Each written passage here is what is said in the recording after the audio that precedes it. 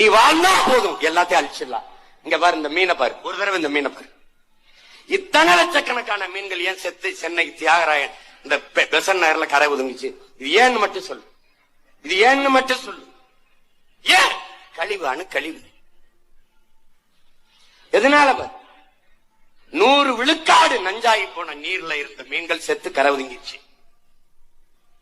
இன்னும் பாதிக்கு மேல 50 விழுக்காடு 60 விழுக்காடு நஞ்சான மீன்கள் உள்ள உழவிக்கிட்டு இருக்கு. அதை எடுத்து நம்ம சாப்பிட்டுக்கிட்டு இருக்கோம். செத்து கரை ஒதுங்கிருச்சு.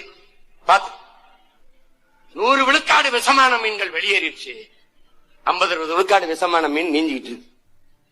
அதை சாப்பிட்டு அப்ப என்ன ஆகும்? இப்ப பாரு, அடுத்து பாரு, 90 டால்பின் மீன்கள் செத்து கரை ஒதுங்குது. இங்கதான் டால்பின் மீன் ஏன் 90 மீன் செத்து கரை ஒதுங்குச்சு? உன்னுடைய அணுக்கழிவுதான். இந்த பாரு, நீ என்ன வேலை பண்ணி வச்சிருக்க இங்க பாரு.